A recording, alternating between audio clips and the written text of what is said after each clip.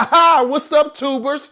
Somebody asked me to do a curl sponge taper haircut, so I'm giving you a curl sponge taper haircut. Hit it!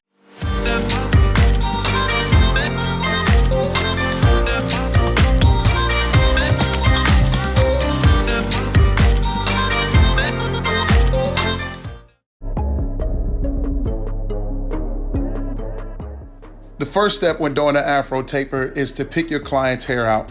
And you want to make sure that you pick their hair out all the way so you can give their hair the best shape as possible. Don't be bashful. If their hair is kind of kinky, then you can use a detangler and it can loosen up and soften their hair. The next step, I'm using my Babyliss Pro, the Rob, the original versions. A lot of people ask me how I like these clippers. I like them a whole lot. They cut real smooth. For me, they're not that heavy. And so with my client, I'm going to use the curl sponge later on. So I'm not really focused on taking a whole lot off. I'm mainly getting the loose ends.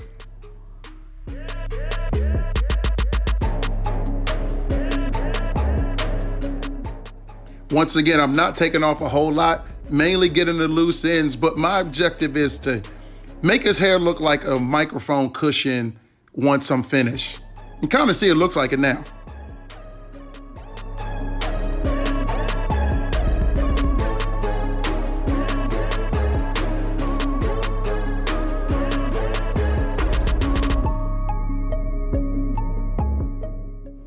Always make sure that you comb the hair before you start your fade process. Now what I'm gonna do is just put my first line in there to start his taper fade.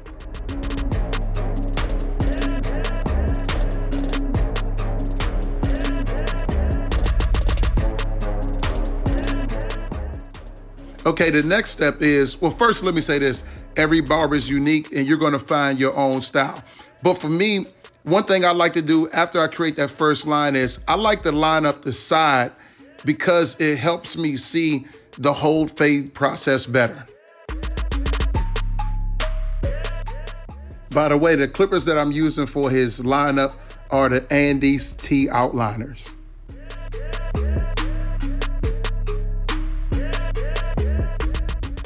Now that I have them all lined up, I'm going to use my World Seniors to create that second line.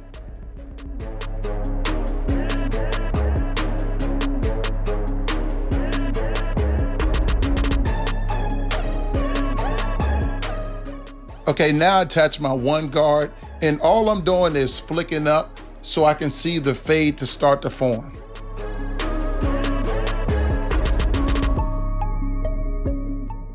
I switched to my Andes #1 purple magnetic guard, and same thing, I'm flicking up. I don't want to go too high because I don't want to get into the Afro area.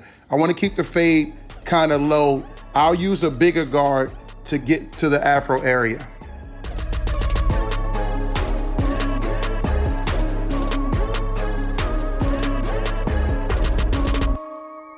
I went back to my #1 guard just to clean up the area at the bottom a little bit. Remember, there's no order for you to cut hair.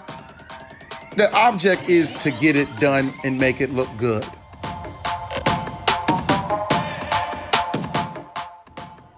Okay, so now I'm using my red Speedo Guide O. I'm using a bigger guard because I'm going more into the Afro area. I want to leave him some bulk, so I don't want to take too much off to make it look kind of like a flat top. Man, I'm telling you, this haircut's starting to look good.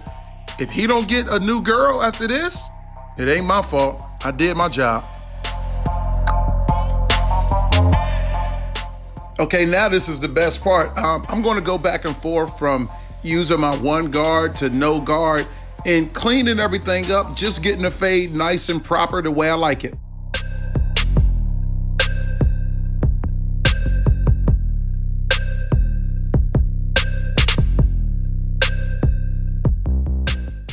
Now that we completed the side, let's move to the back.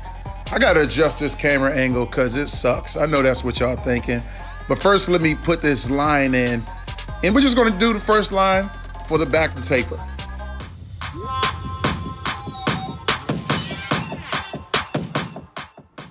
There we go, got a better angle. So now let's create the second line on the taper.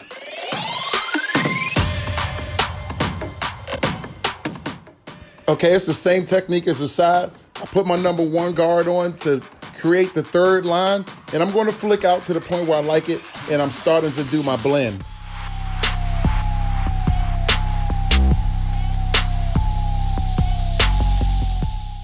Purple and this number 1 guard, I'm just having fun blending. Okay, this is where I wanted to slow it down for you. I faded the bottom area, but notice the bulk area, right where I pointed. I put on a number 2 guard, and I'm gonna flick up to get that bulk out. I'm starting with a bigger guard first, because I don't wanna take too much off. Now I just went down to a 1.5 guard, a 1.5, and I'm just flicking out, getting out that bulk.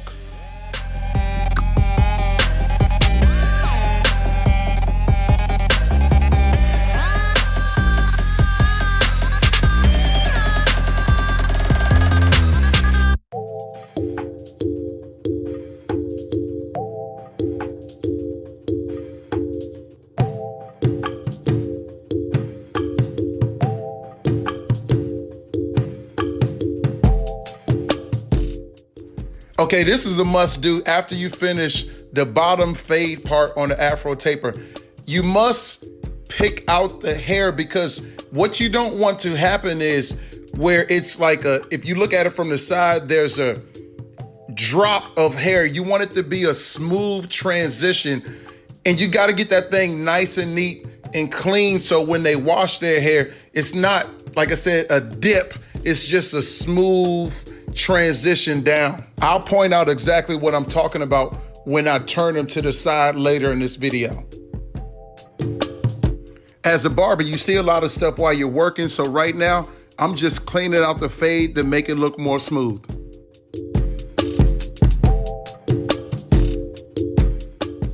Okay, earlier in the video, I told you how I like to line up the sides so I can see the fade better. Now it's time to clean it up. But the most important thing when you're doing a razor lineup is to pull and stretch that skin so your line can look even tighter.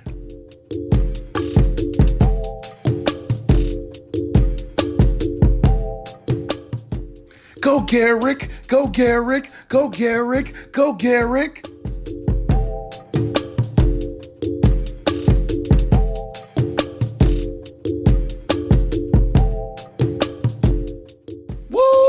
That line looking sharp, and that's without enhancements. I promise y'all, if you keep watching, you're gonna learn from me.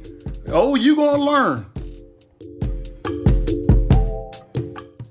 Now it's time to hit him with some of that Dixon's 1737 leave-in conditioner. Woo!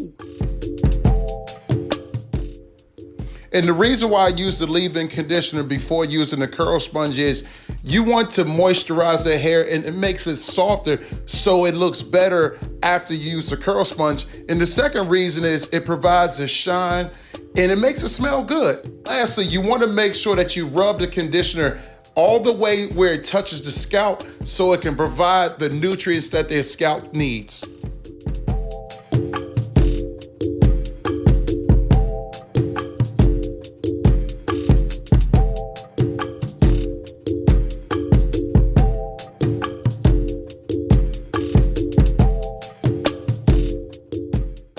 He should get 25 new girls' telephone numbers with this haircut. Hey man, if you like my video, subscribe to my page. I'm gonna have more tutorials coming, and I appreciate y'all for watching. Also, if you have any questions, feel free to shoot me an email and I'll get back to you. Y'all have a great day. Ciao!